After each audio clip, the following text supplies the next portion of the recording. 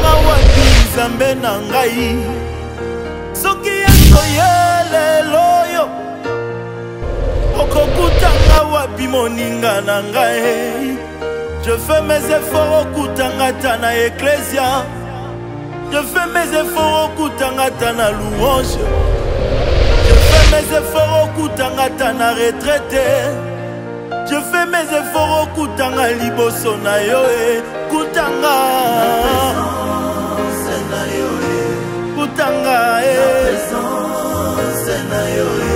kutanga kutanga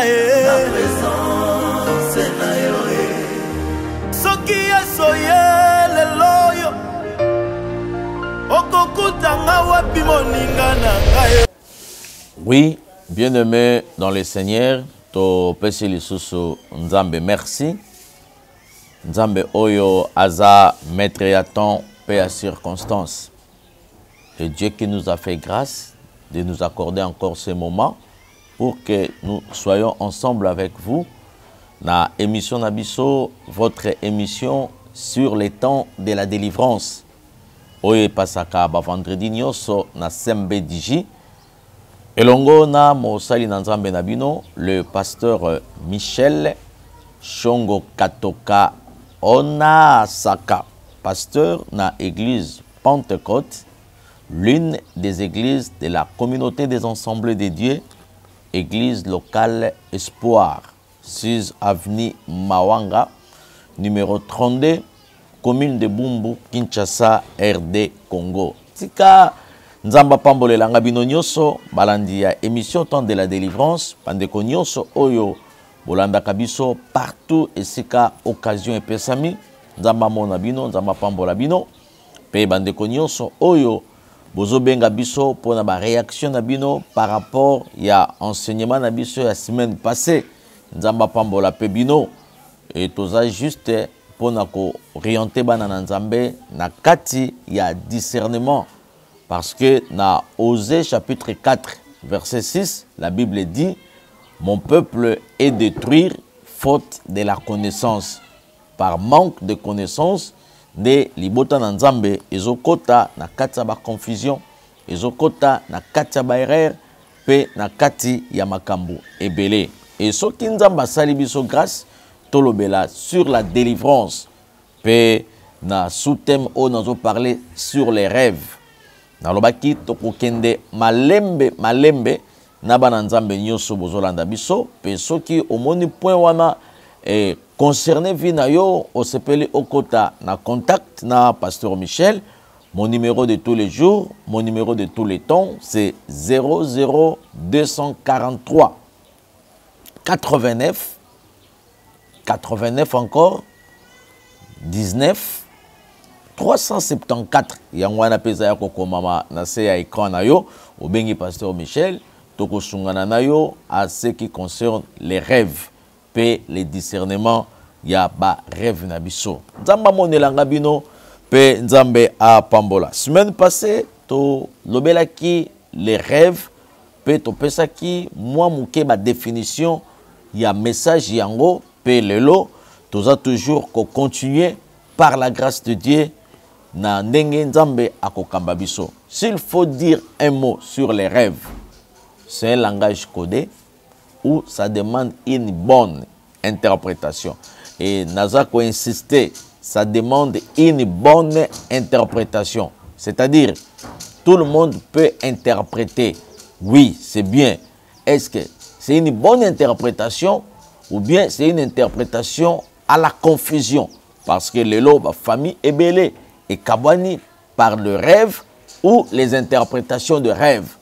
Mutu alotaki ndoto, mais yakutanaki na mutu oyo azalaki na molimo mosantu te. Moi je dis souvent, interpréter un rêve, ce n'est pas de la philosophie, mais interpréter un rêve, c'est un don du Saint-Esprit. Parce que parmi les dons, on a aussi un don de discernement, un don de l'interprétation.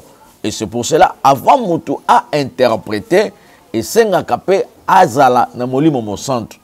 Ozomona ba conflit ezokota lelo na kata ba famille. ba conflit ezokota lelo entre moi sina mobali, entre maman na mwana, entre papa na mwana, entre le parent et leurs enfants. À partir ya ba rêve, puis à partir ya interprétation. Yango nzamba sungayo oyeba l'interprétation c'est quoi? Oui, tout le monde peut rêver, mais l'interprétation yango nde muteza maman na likambo. Rêve c'est un langage codé, c'est un message fermé. Oye sengaka oyeba nini oye bombami.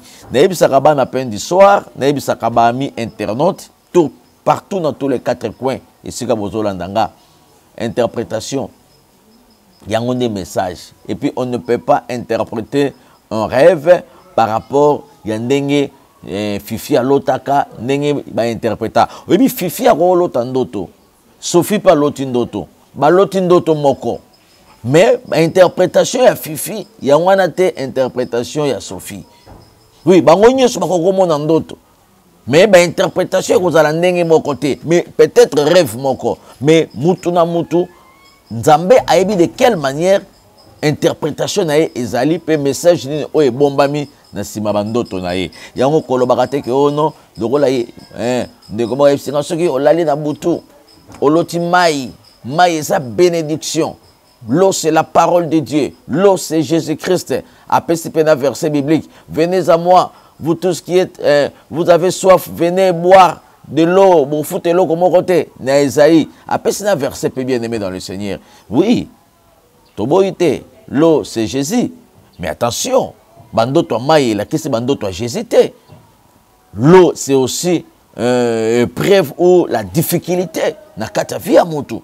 Ngana koko lota maï, yo loti maï. Ce n'est pas que maï n'est na loti maï, c'est Jésus, non. Maï, ils ont le problème. Bambonge, et ça va problème. Ma cause appelle difficulté. Bambonge, et cause ça va problème. Oh ils ont mis la payo. De comment on la qui na butu. A lotindoto. Azotambola na pont. A comme na katikati ya pont pour abima de l'autre côté. A quoi na katamai. Abandi ko nage pour abima azoko kate balandi eti baye ba bendi ba bimise na bazongise na point de départ. Admettons au Kende Brazzaville au coin na katamai siko au lieu ba faire traverser vers Brazzaville mais bazongise au lisusu vers Kinshasa a surtout ki ezalaki na pongi akutani kaka na bande ko na biso oyo ba memaka confusion na ba foyer. Bande ko na biso o ba memaka ba confusion na ba couple, ba memaka ba confusion na ba famille, ba memaka ba confusion na ba ndoto. Azana ye na likabo wana te mais alingi à se faire voir que yepe akoki ko interpréter. Azana ye na molimo mosantu te mais alingi à interpréter par rapport à la philosophie. Et tant bakutani na bande ko wana prophète Papicho, apôtre Libandi et puis évangéliste Machanga o ya sala ba prière wana ya 12h na côté na bino wana akutani kaka na ye pe kaka akutani na ye abandi ko solola na ye a partager na ye ayebisi oh yozo banga tindenge lotaki ozo traverser pont ero ko ina kata mai directement ba ye ba bimisio eza baptême. Nzamba baptisé yo, Nzamba pesio baptême. Donc Nzamba a dit que non, baptême na yo il faut yemoko a baptiser yo. Tango kwei na pon wana Nzamba baptisé yo par immersion. Baptême au Christ a joie qui ya kozinda na kata mai. No monaki ozindi na kata mai. Et tango babimisio, c'est la délivrance. Bien-aimé dans le Seigneur. Les rêves. Tala ba confusion, ya biso ba pasteur mususu otozana likabo wana te. Tala ba confusion, ya bana mususu ya Nzambe o bazana likabo wana te. Oyebi que à partir ya interprétation, tu peux détruire une vie à partir de l'interprétation.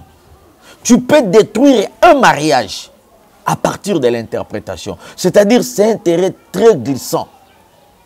Tu peux détruire même Bato Ebele, même une entreprise à partir de l'interprétation. Bien-aimé dans le Seigneur, tant que vous interprétez kabando to abatu. Vous avez un discernement, vous avez un molimo mo santo. Tala nengozo kote sa berere. Vous dites que ceux qui fille wana bakabwana kana garçon wana, ils apona yo, on interprétera que ono aza moi sa vie na été. Mais tant que azala ki moi sa vie na été, il fallait qu'il peut la kisse mobile ya vie na e. To la kisse moi sa vie na e. Bien-aimé dans le Seigneur. Nzamba sunga biso. Ndeko alobi que non bandoto amai eza bandoto a bénédiction ya Jésus. Mais nga na lobi que non. On ne peut pas interpréter un rêve par rapport à forme. Forme ya mai, mais fond nango na kati. Mai cause la difficulté. Mai ça peut problème. Mai peut Jésus ezali.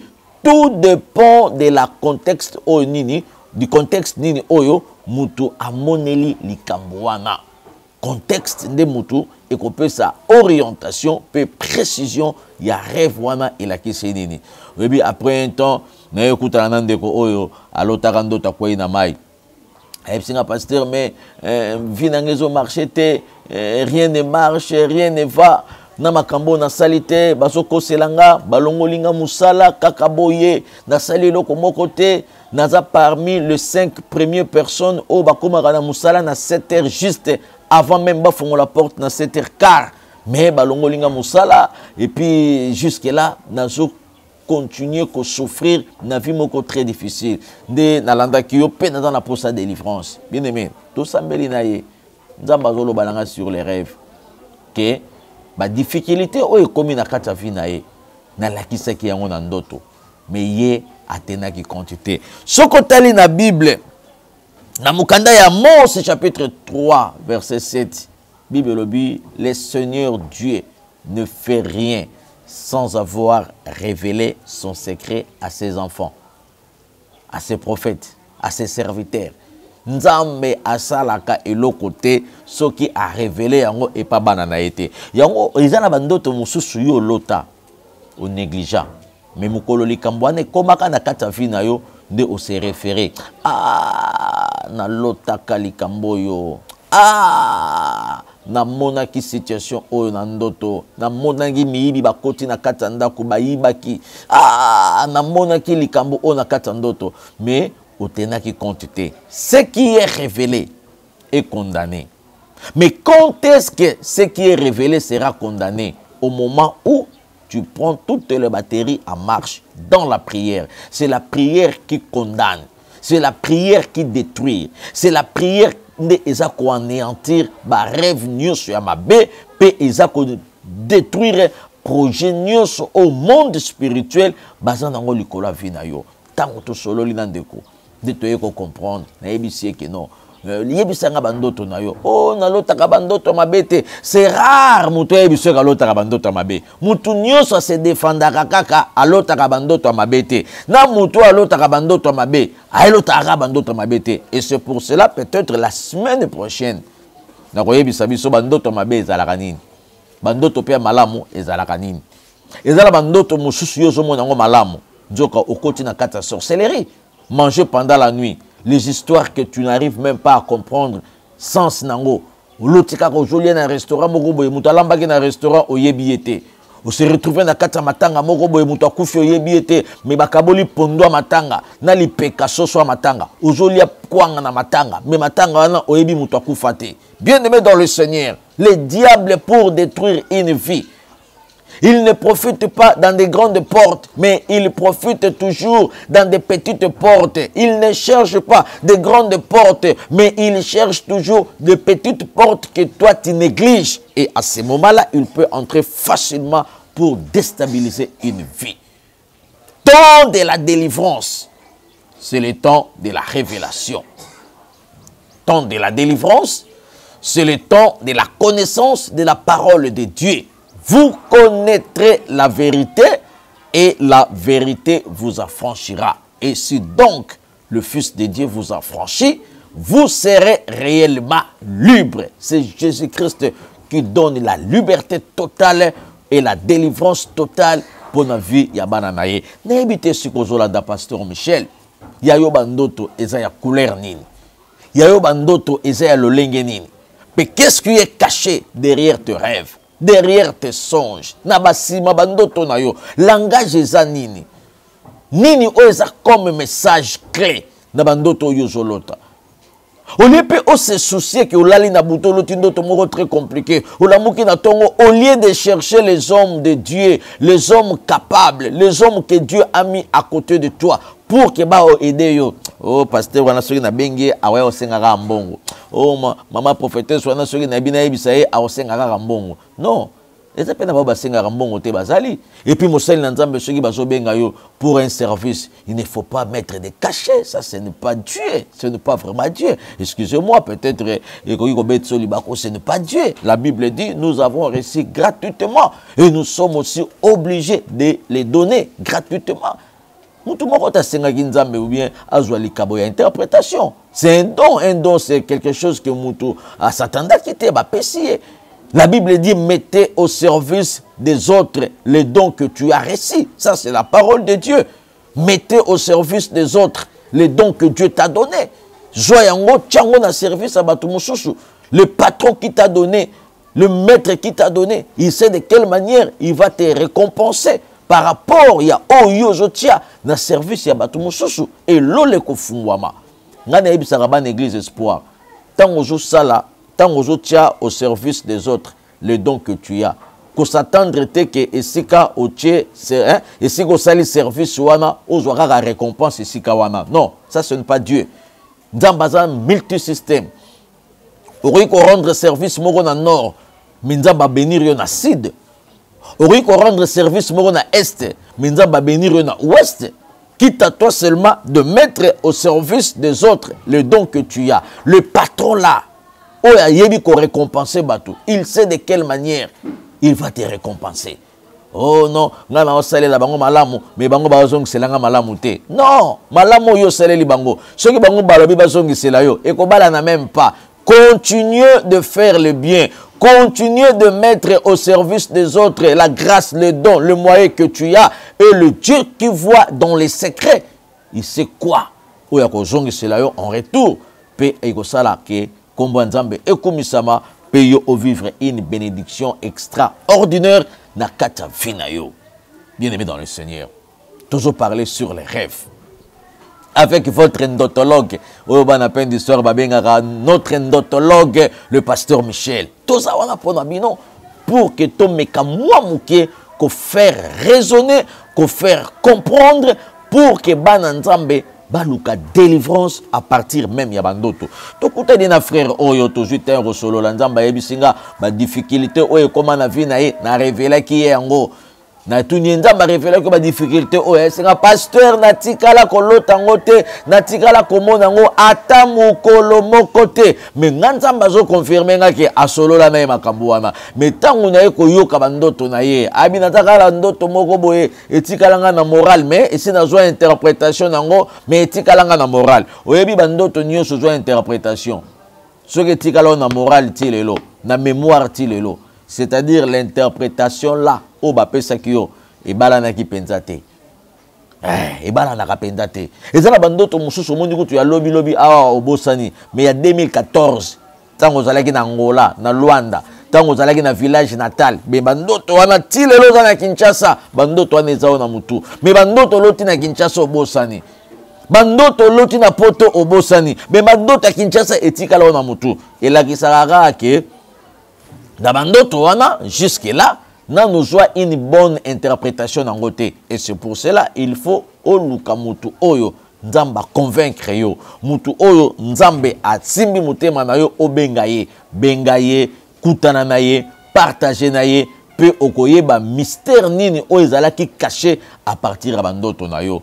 Et tant que solo linande komobali yebisanga bandoto bandoto mabeza te tango ka toucher ndoto mai bien aimé dans le Seigneur nzamba confirma kingande mai nde yangwana abina koyaka na mai mais bayebisaka ngezalaka baptême qui t'a dit que kokoya na mai eza baptême bien aimé mai eza difficulté mai eza problème mbonge eza makambo okokolela même na butubo omoni o traverser mai mbongezo ya kokwesa yo mbongezo zongiso na point de départ ils ont langage que okoluka donc il y aura un esprit d'opposition liboso na yo okoluka o avancer dans domaine mais eloko wana ko repousser yo et ko réclamer yo et ko zongiso toujours na point de départ c'est un esprit de stationnement tant ya koya ki na mai akomaki na objectif te apolaki yo somona mutu abeteli mutu pena apoli na mai akende na bilambana na musala akoti pe na bureau PDG ministre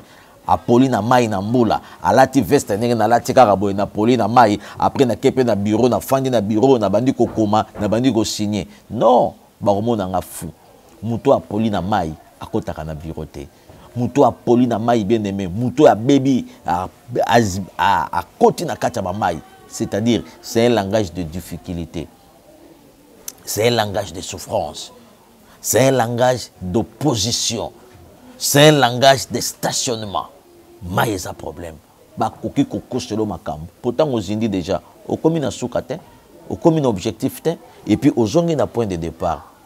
Yango ba mai oya ko traverser ezalaka ba problème. Ba mai o pe ya kokweya ezalaka ba problème. Même mbula oyo muto akosa yote. Mbula ezalaka bénédiction na contexte mususu. Pe mbula ezalaka pe malédiction na contexte mususu. Tout dépend ya rêve wana pe okoyeba nini oyoyo ebombami na sima. Nzamba betisaka mbula ya makasi. Bato bakufaka na mbula. Mbula beti 40 ans na histoire ya ndeko na biso Noé to yebi. Ndenge nzamba betisaka mbula ebomaka. Siko yoyebi saka mbula eza bénédiction. Mais tandis que mbula ebomi bato. Non. Ndoto, il faut oluka mutu oyo. Nzambe a doté na capacité. Pe asunga yo. Mbula eza bénédiction, oui. Mbula pesa malédiction, oui. Siko ndenge nini koyeba ya yo mbula ezalaki ya bénédiction, ya ye mbula eza ya malédiction. Il faut nde okutana na un bon dontologue. Na mosali o nzamba capacité pe akorienter yo et kozala malam. Bien-aimé dans le Seigneur. Tu peux tout négliger, mais il ne faut pas négliger les rêves. Moi, je dis souvent, ta vie là est liée dans tes rêves.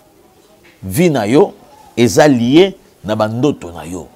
Bandoto oyo zolo ta papa, bandoto oyo zomo na mama. Yango wanande eko définir vie na yo, pe yango wanande eko définir makambo oyo ezali boso na yo à partir ya bandoto.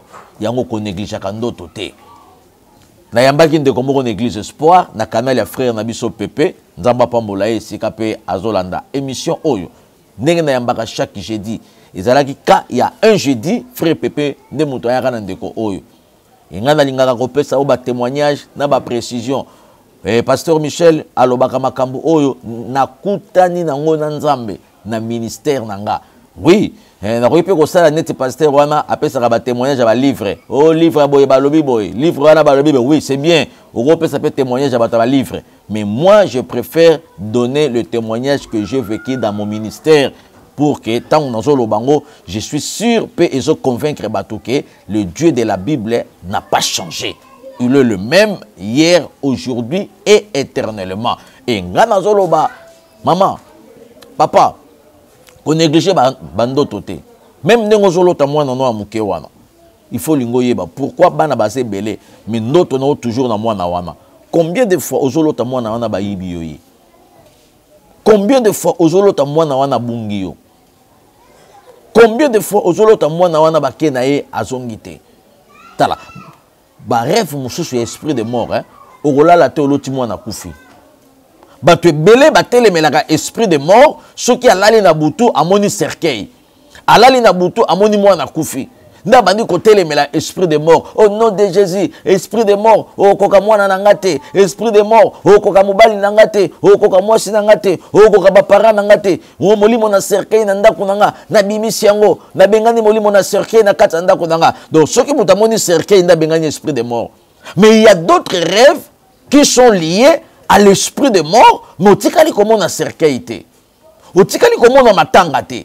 Mais bandoto wana eza lié un esprit de mort. Entre autres, moi na bungi. Kasi sur pe muto abo, muto akufi. To kabani na eti abungi biso. Ake na monde mususu.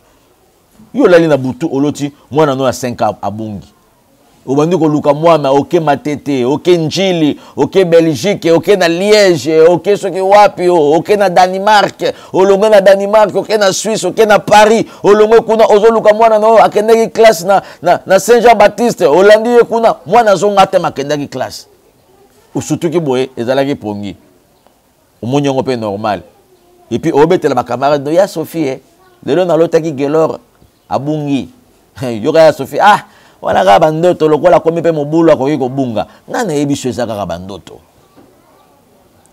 nga nayebi so bien aimé dans le Seigneur bandoto akobunga c'est aussi l'esprit de mort ntango abungi ndenge wana mpe oyebi oyo basali kati na ye te akoki meme kozonga mais déjà balongolaki mayele bana ebele bien aimé dans le Seigneur bakota na sorcellerie à partir ya bandoto oyo nazoloba yango landa biso Michel Katoka TV s'abonner na chaîne na biso pe ya YouTube wana okozala en ligne pe ekosunga yo na ba émission ebele oyo eza na kati internet Michel Katoka TV landa biso okomona ba message ebele peut-être ekoki pe ko aider yo ekoki pe ko sunga yo à partir ya ba rêve lelo mwana sila mayele na kati ndako o comprendra te mwana azalaka mayele na classe abeta ba 70% ba 80% mais lelo mwana mayele sili mwana koma kizengi nana komi na 15 ans te mais akomi kokoma kizengi kiboba kiyuyu bien aimé dans le Seigneur tala non bandoto na maman combien de fois olota mwana wana bunga na ndoto combien de fois olota bayiba yo mwana wana combien de fois olota ozotambola na mwana bungi yo na nzela bozalaki na wenze mama ko yebisa pasteur Michel mwana nanga va kufa na bande kolota bandoto ya mabe muko musuna lali na butu na loti kaka to okende wenze ya Gambela kaka marché Gambela oyoyo eza na kota France ao alali na butu aloti bazokende marché Zigida kaka wenza somba Zigida oyo eza na kota Belgique awa aloti yango na butu mwana bunge na somba Zigida na kota ya Tipka aluki mwana moni mwana te et era zongi na ndako boye akanisa okuta mwana na ndako akuti pe mwana te mbala moko pa sutuki au lieu aluka délivrance ya message oeza caché au lieu aluka délivrance ya message oeza codé alekisi yango kaka boye ayebsinga pasteur Michel na kipango te na moneka ezaka ndoto mais tant on a landio na télévision ozo parler ba rêve oeza lié na esprit de mort na yo comprendre que non ce qui na yebaka yo banda kala mi mwana nanga wana kufaka te soki na dekufaka ministère nzamba pesho banda kala na yo kayo na ya epai na yo osambela pona mwana nanga mi mwana nanga lelo aza jeune garçon le melelo mwana nanga akola pasteur mwana bungi nga kaka boye na fièvre moko ya mukie mwana bungi pe mwana kei bien aimé dans le Seigneur mama banda ekolota bandoto babungani na mwana yo pozolota ngoti obungani na mwana no wana ozomona ngo kaka bandoto moyebi te message nini oyo eza caché oyebi te langage nini oyo eza codé na sima bandoto wana temps de la délivrance c'est le temps de la révélation temps de la délivrance c'est le temps de la connaissance de la parole de Dieu vous connaîtrez la vérité et la vérité vous affranchira bien aimé il y a des rêves et ça lié na esprit de mort moloti cercueil la disparition obungisa mwana oyebi ke bana pe mususu bapesa bango kindoki kaka na bandoto akobunga boye mususu ku déjà ya ndoto te mwana bungi bana na normal boye tala parents et ce que zolandanga il faut bien gérer les enfants il faut bien sécuriser les enfants il faut bien protéger vos enfants parce que muto azo lukayo so akokiyo te aokota na nzela mwana na yo mutu azobundisa yo soka koki yo te aokota na nzela mwasi na yo aokota na nzela mobali na yo aokota na nzela fiancé na yo aokota na nzela bapara na yo aokota na nzela bafrère na yo pe basœur na yo pour détruire yo et c'est pour cela nazo mettre yo en garde d'être prudent dans la vie bien aimé dans le Seigneur ce qui nzambe a touché motema na yo osepeli to partager na yo ba rêve o yozo mona mon numéro de tous les jours c'est 00243 89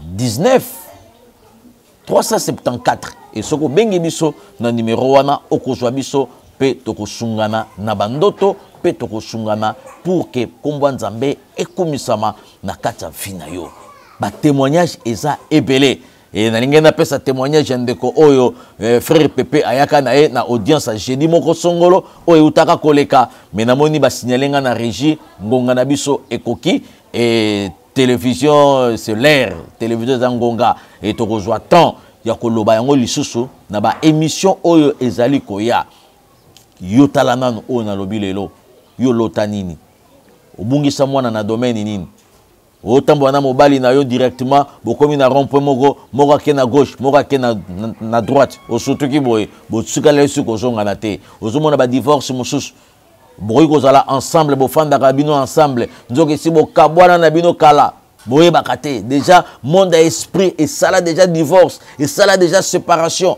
mais yo oyebaka na yo te à partir à bandoto tala nando bandoto no malamu bien aimé dans le Seigneur na lobi même kobungisa mwana na moi boye bien aimé eza moko ya ba porte ngana yamba mwana moko na kata sorcellerie ya makasi sorcellerie to sala délivrance na mwana ndoki ya makasi ndoki ya munene mais tant tolingi toyeba origine ya sorcellerie na ye nana pesa ye kindoki est-ce que maman na ye muta pesa ye kindoki est-ce que papa na ye muta pesa ye sorcellerie.